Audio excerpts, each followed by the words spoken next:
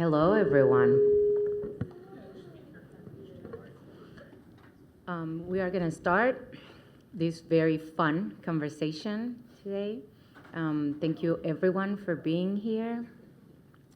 Thank you for bearing with us. We are dealing with some unexpected situations, but we are here now, and we want to be present, and we don't want the technical issues to distract us from the important matters that we're going to talk about.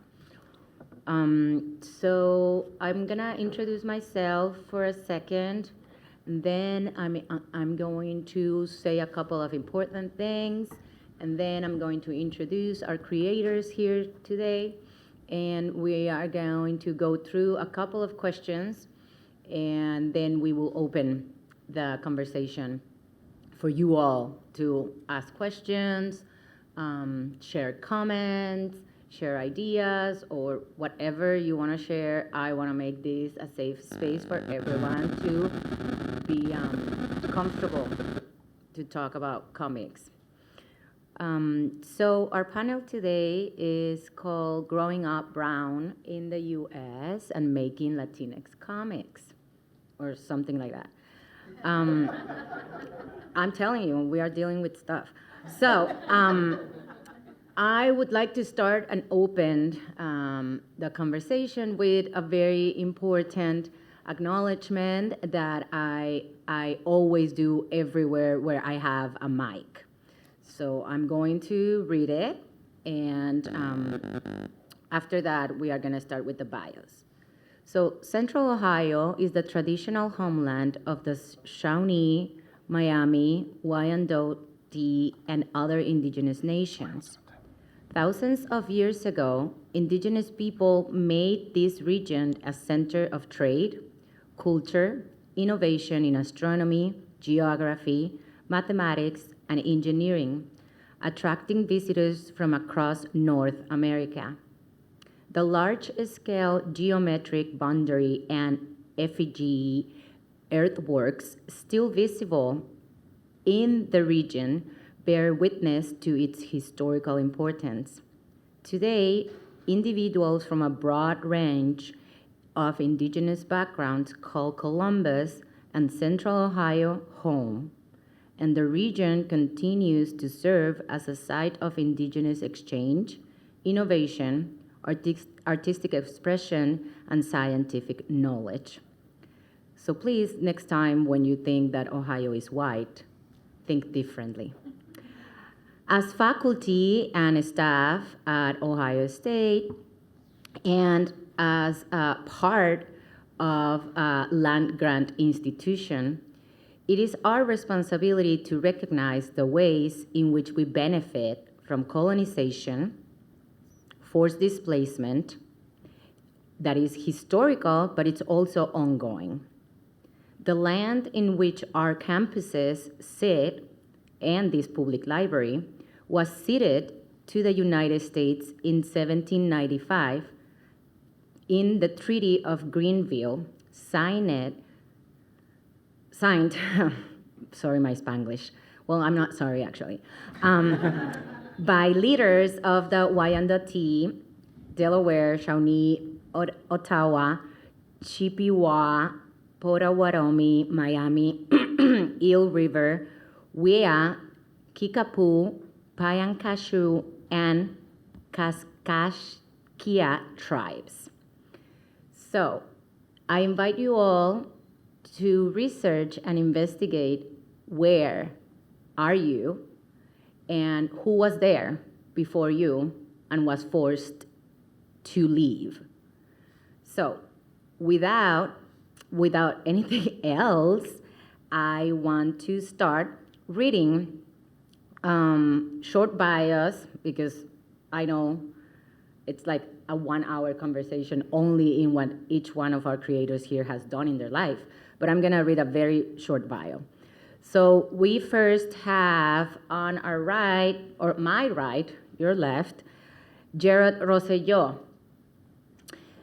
Jarod is a Cuban-American writer, cartoonist, and teacher, originally from Miami, Florida.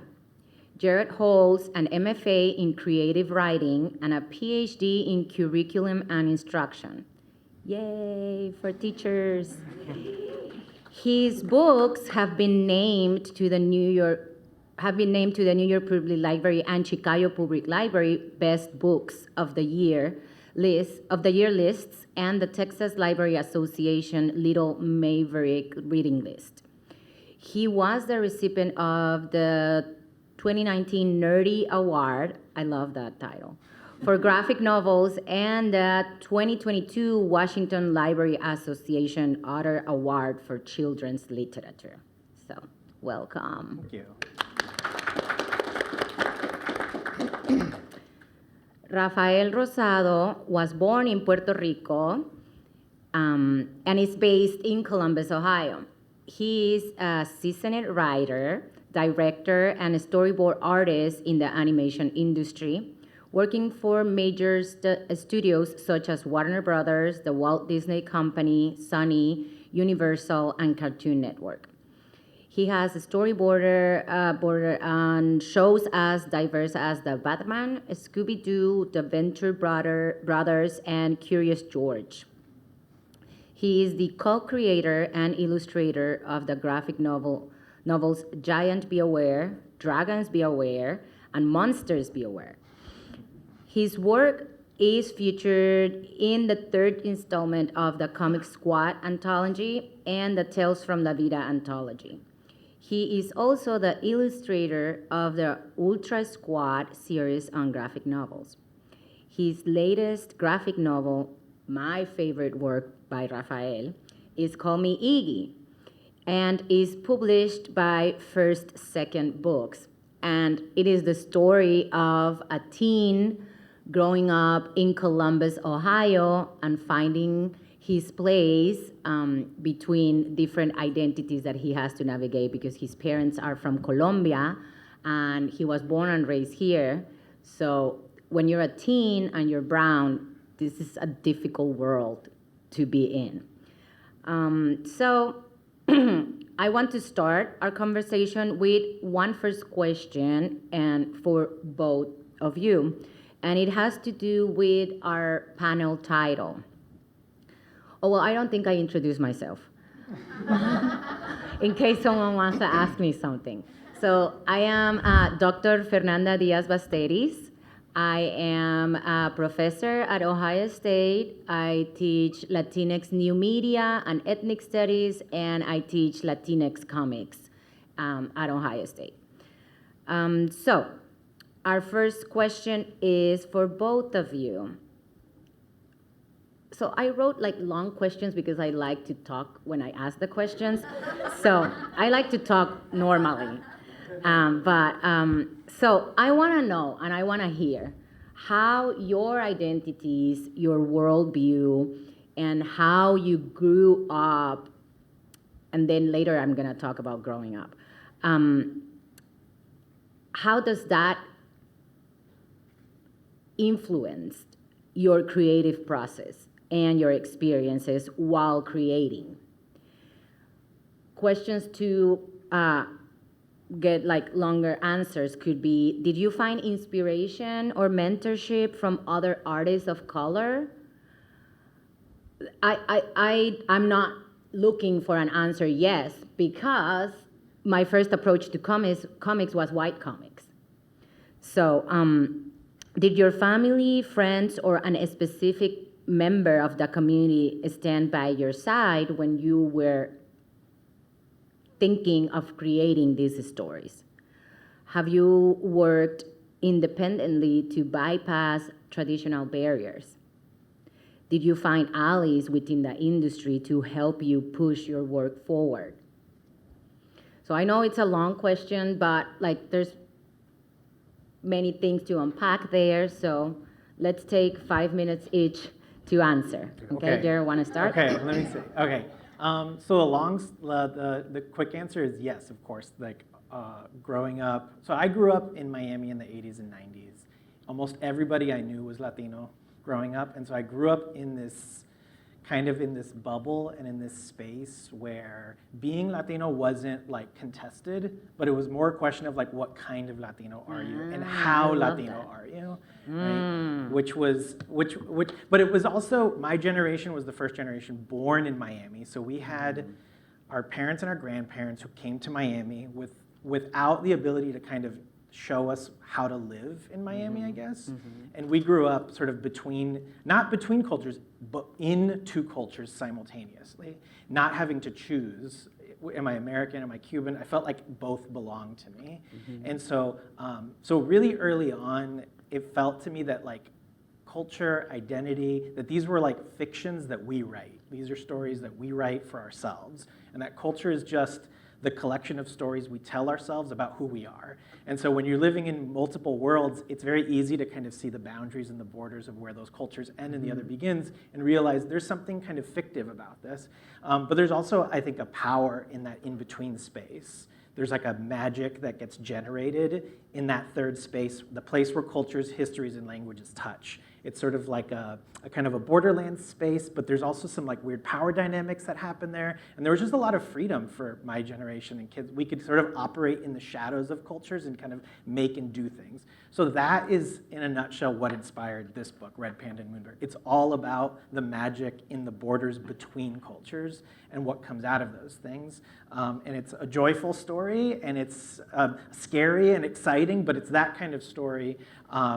And I've always been really interested in that third thing that gets built when two or more things touch in that space in between. And so, so that was the larger sort of influence for the stories that I told. But to your question, also Fernanda, I didn't have any models of what those stories looked like.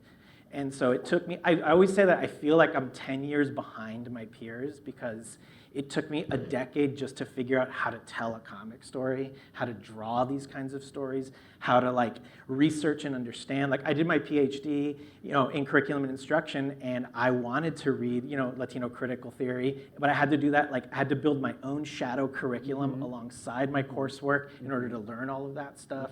And it's taxing and it's labor intensive. But I like to put those things into the books and to make these books that are for kids to read. And so, yeah, for your question, Fernanda, yeah, those things were at play. They weren't easy. There were all kinds of sort of setbacks, and then I don't know. We can talk about the whole publishing side of things too, but that's a whole different kind of pressure about what our stories should look like, what publishers believe our stories should look like, and who they believe the readership is for our books, and how that influences those things. So yeah. You still have a minute, Jarod. Oh. Jarod, would you like to share what these publishers think that our stories should be like? Yeah, I know when I first pitched a book to a publisher, it was in black and white, and one of the comments that I got back was like, but their skin will be like brown and their hair will be dark. And I was like, well, I mean, I was planning to do that also, but also the idea that like, there's a certain type of story that's permissible, and there's certain types of stories that are not permissible, and navigating that space. Thankfully, I've worked with editors who have always believed that we should tell all kinds of stories. But it's not just editors you work with in publishing. There's sales teams and marketing people, and they're really thinking about like, how do we get this? So book 2 of this was called The Curse of Mal de Ojo, and the marketing and sales people came back and said, if there's Spanish on the title, it won't sell as well. And so what do we do? So the publisher was like, we're going to switch it to The Curse of the Evil Eye, right? Which in that case, that one-to-one translation works fine, and that's a concept that's you see in multiple cultures. But just that idea too that like your culture, your language on the cover of a book could tank the sales of your book is disheartening and a little hurtful, frankly, too. So yeah. Thank you. Thank you for sharing that. And thank you for also sharing a critical race framework from Ansaldúa. Rafael, would you like to share how your identity shaped your worldview and creative process? So I was born and raised in Puerto Rico. I moved to the States when I was 14. So growing up, I was reading mostly comics in Spanish. And it was all over the place too, because I mean, we have like translations of American comics, like Disney comics and, I don't know, Sugar and Spice, all that kind of stuff. Superhero comics, obviously. But there were also like comics from Mexico and South America making their way over there. And they were kind of different in like the visual style, and the storytelling style was a little different too. There was a character called Calimán, and he's like, I don't even know, how do you describe Calimán? I mean, It's not from my generation, Rafael, yeah, sorry. Yeah. Show But my I age. know about it. Yeah, he was this weird, he had this turban, and he had like magical powers, but he fought crime. It was really weird. He had like this cape, white. It was like thinking back on it, it was like a really strange book. But then also, I was a big wrestling fan as a kid. There was like Mexican wrestling, which I watch all the time. There was wrestling leagues in Puerto Rico too, but the Mexican stuff was always more fun, like the masked wrestlers and all that. So El Santo, was like the biggest star back then. I don't know if he still is. So it's like his grandson now, but El hijo del santo. El Hijo del Santo. There were El Santo comic books too, which were even stranger because they were actually like, like those Italian fumettis, So they're not drawn; they were like photographs. But maybe some of the backgrounds were painted, and reading those books, it was, thinking back on it, it was like, what a strange comic book to have for kids, I mean, it was for everybody. And there was no comic book industry in Puerto Rico like locally, like there is now. I mean, now there's like local authors, and there's actually a couple of them here at a table, and their stuff is fantastic. It's beautiful. Diaz Comics, please stop by and check Search them out. for the Puerto Rican flag. Yeah, that's right there. So as far as like the identity, my dad was an artist, is an artist. My uncle, there were artists in my family, and art and comics and all that stuff was never discouraged, And I even remember as a kid, my dad and my uncle trying to make a comic book together, It didn't work sweet. out because, they did, But, I was making, comic books as a kid the whole time. So, that identity, I mean, that was never an issue because I was in the culture already. It was more when I came to the States that then it became, somewhat of an issue. Now, when Jorge and I started thinking about making these books, though, the issue of like Latino identity, that didn't really enter into it. Obviously, these books are about a little girl in medieval, France, so it's not going to enter into it. But we didn't feel like we had to we wanted to talk to everybody, as an audience. And we were just more concerned about making good stories. And it wasn't until we started working on this book and the second one that we're working on right now that obviously a big part of the book is your identity as a Latino in the States and how complicated that relationship is day to day, school, work, all that stuff.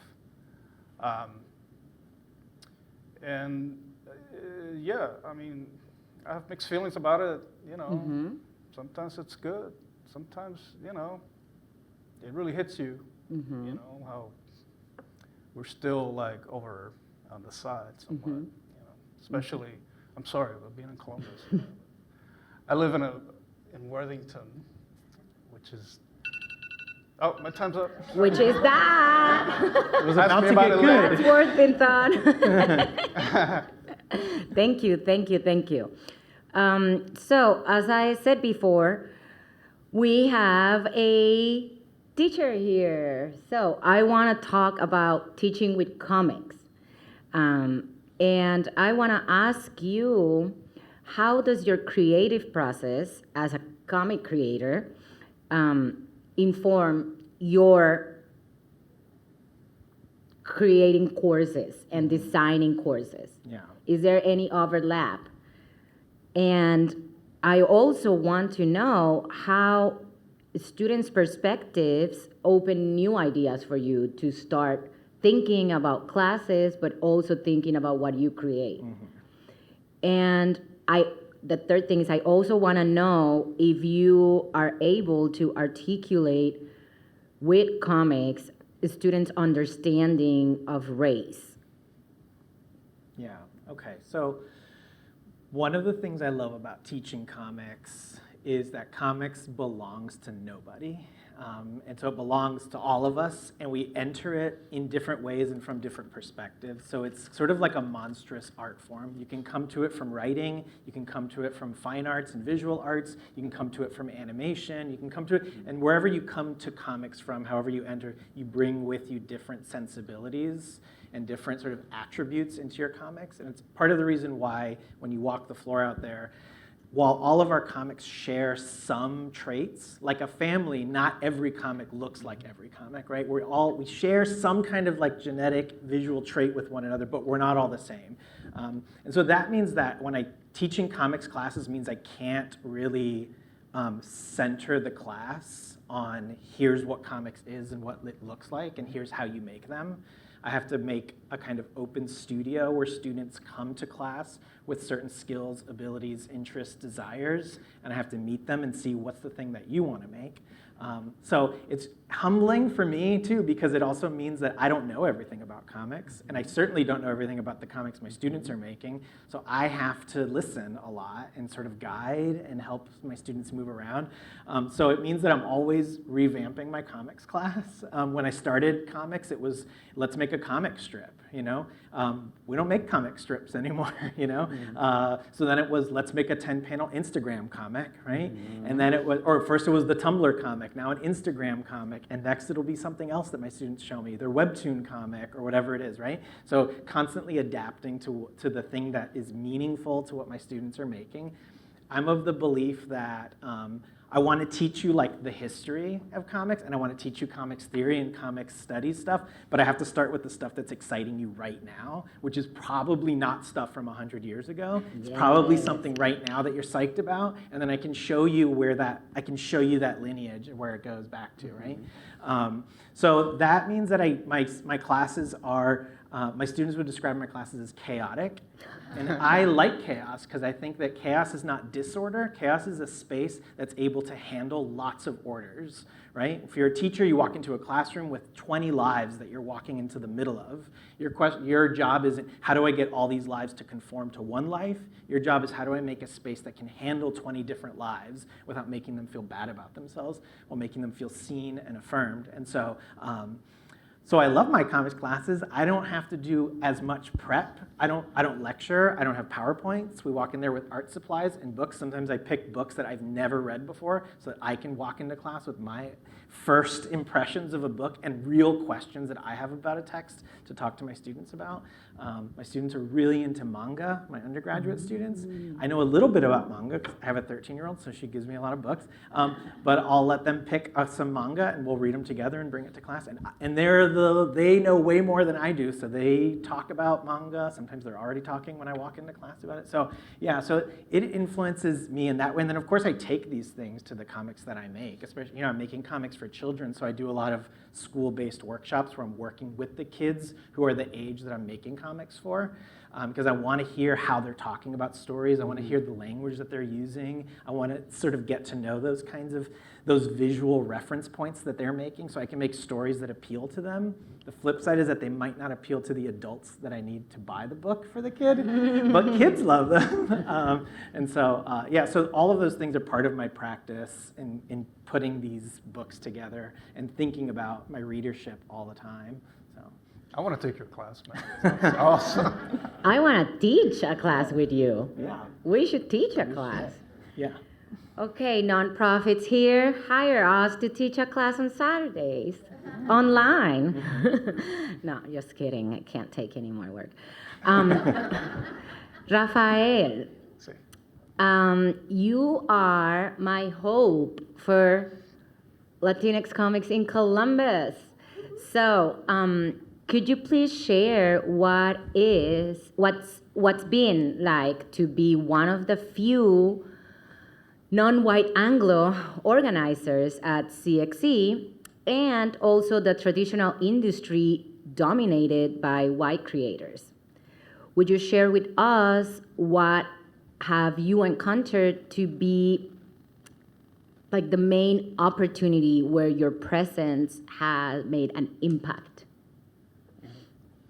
Well, actually, my publisher, First Second, were the ones that came up to Jorge and I with the idea of making a Latino story, which was really encouraging, you know. And the editor that we ended up working with, she's Dominican American, so we already had that going for us. I mean, she's in the culture, she's in touch with it, and as we worked on the story, she had really good notes, you know, about things that an audience might not catch, you know, things like very particular things about, you know, the culture. In the book, you know, Iggy's Colombian American, Marisol is Mexican, you know, and, you know, Latinos aren't like one big thing, man. It's all like a mosaic of different cultures and ideas, and it's not a monolith, you know what I mean? It's, you know, and I think, you know, the impression I get is that the general public thinks that Latinos, you can like— Are Mexicans. Yeah, that it's just like, I don't know, like the same things are gonna be of interest to all Latinos, you know? But just like any kind of storytelling, the more specific you get, the more universal it is, right? So it was important for us to make sure that, you know, Marisol's life and her family and her experience was, you know, I don't know, that it reflected her culture and all the details, and the same with Iggy. And you know, I mean, I don't know who's read the book here, but, you know, Iggy's struggle is trying to find his identity as a Latino kid in Columbus because his parents basically wanted him to assimilate, and he's lost when he, you know, gets to high school and he meets this Mexican girl and gets involved with her family and her culture. It's like an awakening.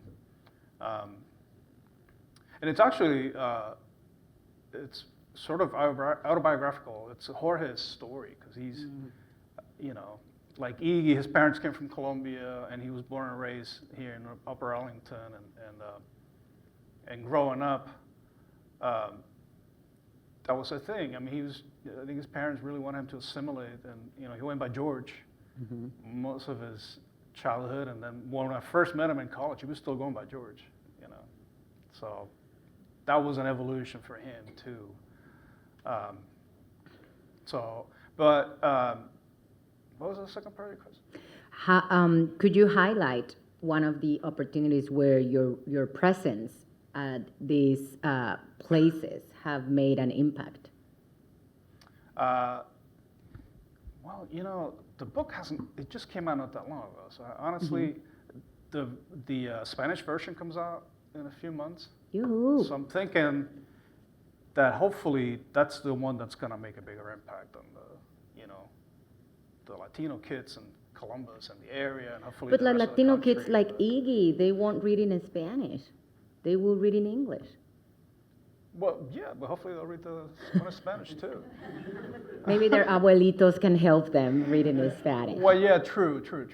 Yeah, but, you know, immigrant kids are, you know, hopefully they'll get to read it too, and they'll get something out of it. Oh, yeah, for sure. I am teaching Call Me Iggy for sure. Oh, cool. Yeah. All right. Okay, cool. Rafael, is there any moment where your professional work intersects your role at CXC? Well, Is there like anything that you have done as a profession in your professional life that you bring to CXC, like in practice? Well, my role in CXC is to, I work in animation, I work in TV animation, so I try to bring that perspective to CXC, bring in filmmakers and making sure that that part of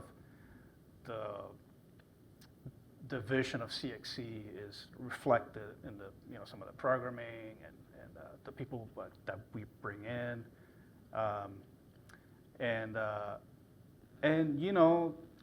That there's some representation too, and they're pretty good about it. But I think we've talked about this. We had SalCon before, and that was a good way to bring in some diversity to the show, because SalCon had its own expo, but then we were part of like the main expo during the weekend. And since SalCon's not here anymore, that's part of my mission, to try to like keep making sure that we're still bringing not only featured guests, but also making sure that there's that diversity at the expo upstairs, and then that those stories are being told. And like I said, having DS Comics, there's some out over there. Hey, Vanucci. It's fantastic to have them here and have that perspective and those stories that you're not gonna find from any other creator on the floor. I know we need more of that. It's an ongoing, struggle, so to speak. It's our 10th year, so we got a lot of work to do as far as that goes. I believe in you, Rafael. Oh, thanks. No pressure. Exactly. All right, so last question is related to our title. So I try to teach and I try to think about growing up as an ongoing process, right? Like, I am an immigrant in this country and I have been here for a very long time, and I feel like I'm still growing up. I'm still growing up. I'm very young, but I'm still growing up. And I think that when we give the meaning to growing up only the transition from childhood to adulthood, we are also like overlooking all our growth when we are adults already. And as a college professor, I can tell you that 18-year-old students are kids. That, like, I mother a lot in my class, and I love it. And I think that thinking about teens, young adults as adults, it's a mistake, or it's a misconception. So I want to go back to the title, like growing up, this lifelong process and journey. How growing up feels right now for you two, as reaching this point in your careers where you are like a published artist, you're doing well, you are selling, you're connecting. What is growing up right now in 2024? Yeah, the landscape is different. 10 years ago, you'd be lucky if you could find a single Latino graphic novel. And so there was a lot of pressure on a book to be as representative as possible, right? Which is a problem. Now it feels like there's more latitude to tell different types of stories within publishing. There's more space to do that.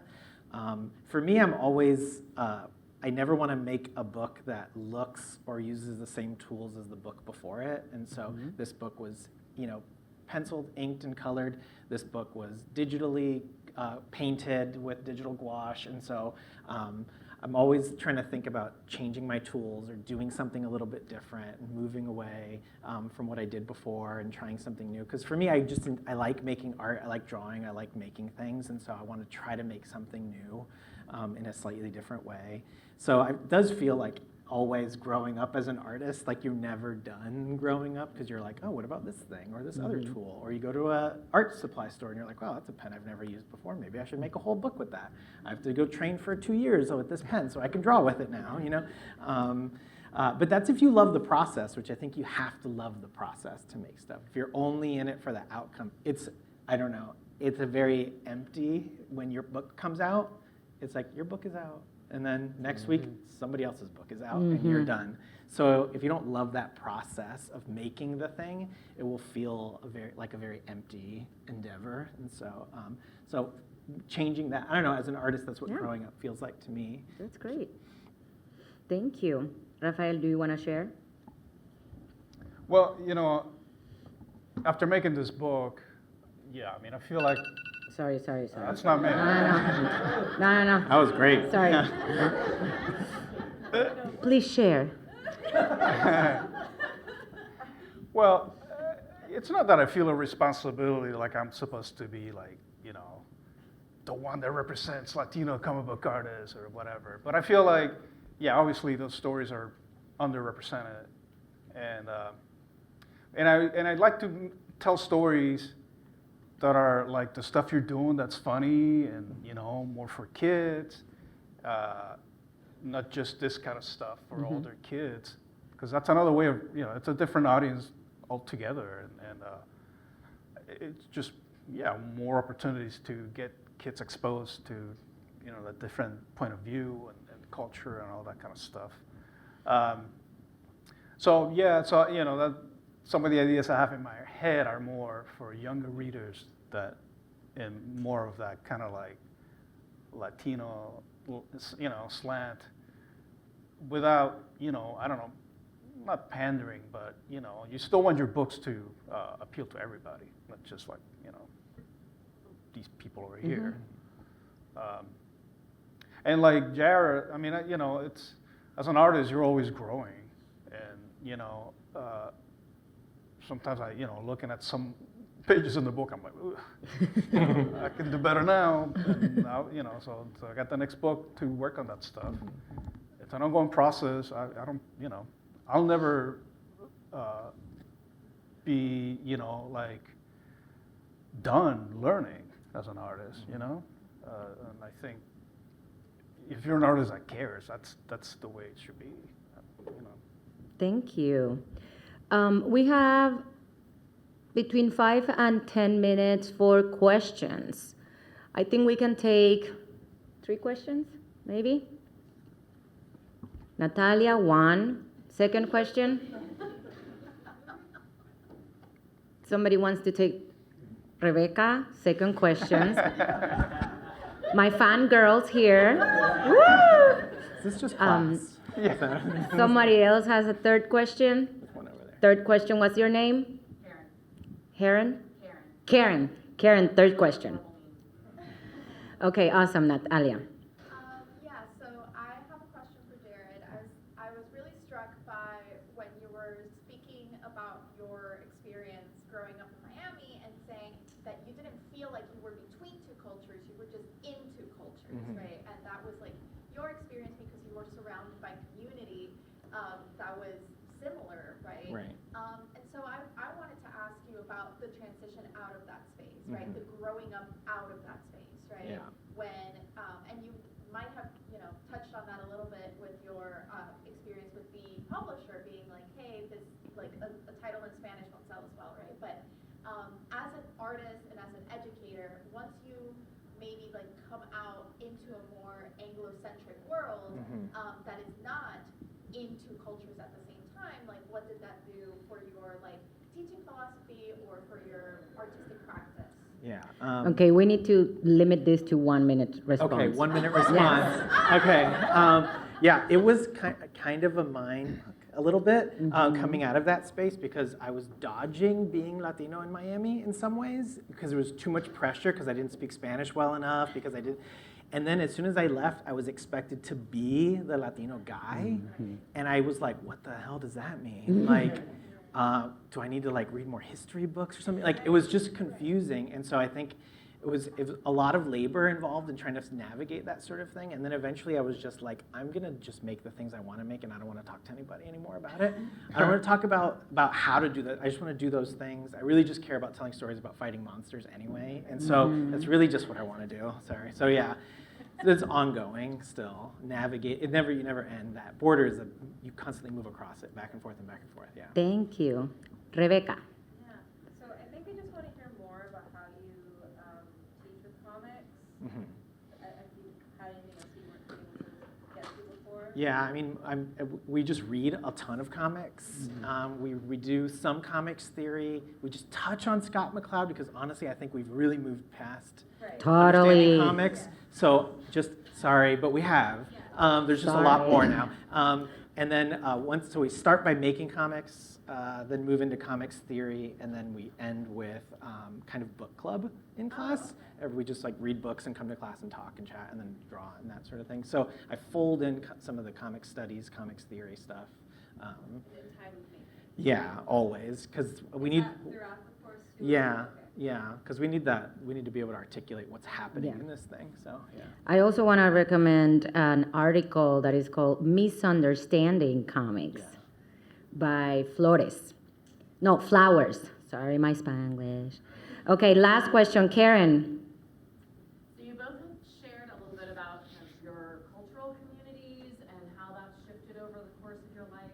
You also shared a little bit about creative inspiration, what you had access or didn't have access to, or what you saw throughout your careers. I'm kind of curious now if you maybe describe from a creative community, you both have very different full-time careers and creative connections. What does that look like for you now as a creative?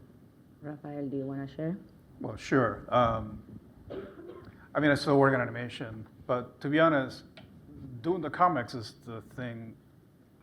I mean, I have a great job, I won't lie, but this is the stuff that really fills my bucket in a way, and if I could just draw comics full time and make the same kind of living, I'll just do it tomorrow, and hopefully it'll happen someday, and I mean, a big thing about doing the books as opposed to working on a show is that I don't have to take notes from the director or the producer or whatever. I can draw however, whatever I want to draw, and that's a thing I don't get in my regular job, just to be able to draw what I like and the way I like to draw it, and my own style of storytelling and all that stuff. That stuff. Thank you, everyone, for being here. Before you leave, I want to ask you to step out of your comfort zone and buy a non-white comic today. Just get out there, buy a non-white comic.